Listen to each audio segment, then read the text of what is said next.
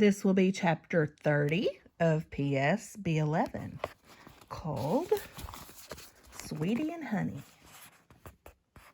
Paul came home early enough that night to have dinner with us, but he didn't come home alone. While we sat at the table and Vonetta filled in Miss Marva Hendricks on how good of a saver she was, I heard Paul in the kitchen taking a tone with Big Ma I had never heard him use. "Get used to it, Ma," I heard him say. I pretended not to hear, and so did Miss Marva Hendricks, but we both knew what was simmering in the kitchen. Besides gravy, Big Ma didn't care for Miss Marva Hendricks too much, but Paul refused to yes her like he did when they'd had words about Cecile. My stomach knotted and rumbled from hunger and funny feelings. I wanted Paul to win the fuss on in the kitchen because he was my pa. I wanted Big Ma to win because she didn't punish me for getting myself in detention, and I guess I was a little mad at Pa because he never fought for Cecile to stay.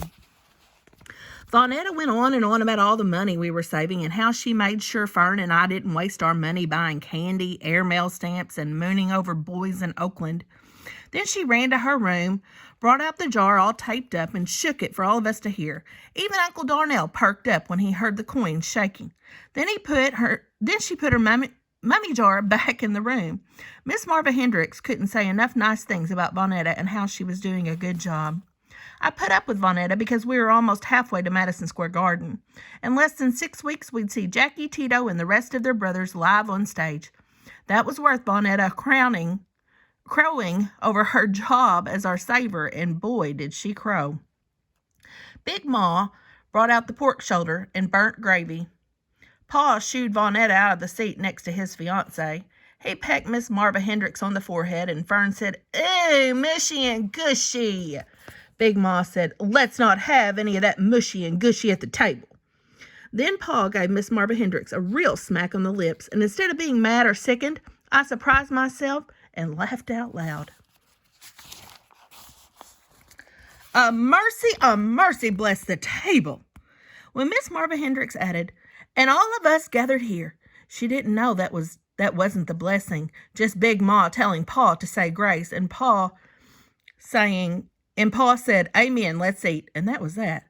Then Big Ma gave a look to Pa, the same mark my words look that she gave when he spared me from the whipping rod.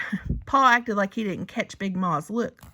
If Uncle Darnell was being the jokester's self, he would have gone over to one of us and planted a big smack on our lips, but Darnell sat curled over, sniffling back snot, his lids droopy. No matter how much rest they gave him at that hospital in Honolulu, he stayed sick and sleepy. And he wasn't lucky. The post office hadn't called about the job. Miss Marva Hendricks looked at Paul like she knew something. Paul looked at her. I could tell by their eyes that they were having a full conversation grown-ups have without saying words. I figured it was grown stuff, which made me want to know what they were keeping from us. Neither Paul or Miss Marva Hendricks gave me much to work with, but sooner or later I'd come up with a clue and piece things together. The not knowing made me dislike secrets, and then I remembered I had one of my own. I hated keeping things from Pa, and since I was surrounded by my family, minus Cecile, minus Miss Hendricks, who wasn't family yet, and minus Uncle Darnell, who was there but wasn't his old self, I decided I might as well tell Pa about the day. "Pa," I said. My father had shoveled a mouthful of rice and gravy. He looked at me, his eyebrows arched, urging me to go on. "I got in trouble today at school." Vonetta and Fern oohed. This would be the place where Uncle D was supposed to say something funny to keep Pa from getting mad, but Uncle D just sniffled, and Pa didn't seem too mad. "Delphine, what did I tell you about fighting with boys? You're too old for that." He turned to Miss Hendricks and said, "Boys at school always teasing her." That ain't the problem," Big Ma said. "Problem's what they're teaching at that school." Vonetta and Fern sang another chorus of ooh. I spoke up.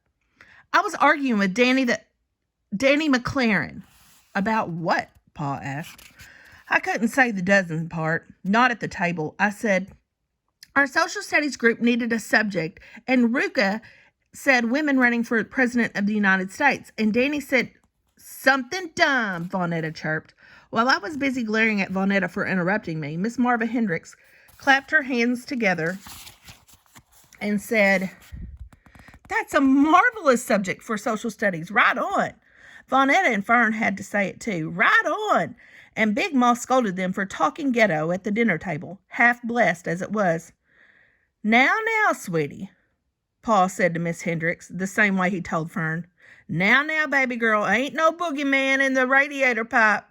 Miss Marva Hendricks didn't hear him, nowing her. She said, "Stick to your guns, Delphine. Women belong in politics just like men." Big Ma said, "Women belong in their homes taking care of their families, and schools shouldn't be teaching them any different. Who'll take care of everything if young women are running around trying to be dog catcher and councilman?" "Well, you, Big Ma," Fern said. Everyone laughed. Uncle Darnell smiled a little. But Miss Marva Hendricks thought she was having a discussion. She said, "There's no better way to look out for families than to make sure the government remembers the needs of children, women, and poor people. Who better to speak for children than women?" "The men who take care of them," Pa said without hesitation. "The men who put a roof over their heads, food in their mouths." He stuck his fork in his potatoes. I know, honey," she said. "Sweetie, honey.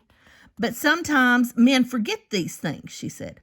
"They think about getting more, making their empires bigger, war." "Tell it," Uncle Darnell said. But Pa said, "Some things gotta be." "Some things gotta change," she said back. They were talking to one another and not us. "Well, if you ask me," Big Ma said, "they ought to stick to teaching arithmetic in schools. Arithmetic, home economics, reading and history. Not all this jaw-jerking about women running for president, a woman running for president, when pigs fly over Alabama." "Pigs in the air," Fern said as if she could see them. Uncle Darnell smiled. His eyes were closed. There are a lot of women making noise in politics. There are a lot of women making noise in politics," Miss Marva Hendricks said. "Noise for sure," Pa said, but Miss Hendricks ignored him. "There's a lawyer named Bella Abzug. She has a good head on her shoulders and a loud mouth, and I mean that in a good way." Her eyes twinkled at Pa. I'd never seen a lady lawyer, but I knew what she meant about having a loud mouth, like Angela Davis had a loud mouth and Kathleen Cleaver had a loud mouth. She was talking about people who weren't afraid to say things. Only thing Bella Abzug's good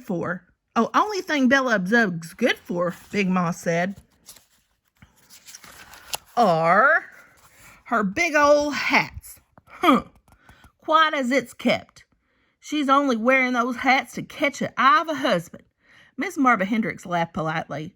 She could have let Big Ma have her say or change the subject, but instead she said, "I'm working on the campaign to elect Shirley Chisholm to be the first black congresswoman." I thought, congresswoman? Was that a real word? But I didn't want to accuse Pa's fiancé of making up words. Instead, I said, "You work for Shirley Chisholm?" I knew her name and saw her on the local news, but I didn't think her campaign was for real. I didn't think any men would vote for her. I knew my Pa wouldn't. "I volunteer," she said. Big Ma said to Pa, "Do you hear that, son? Are your ears and eyes open? Teaching foolishness in schools and bringing it home to this half-blessed table."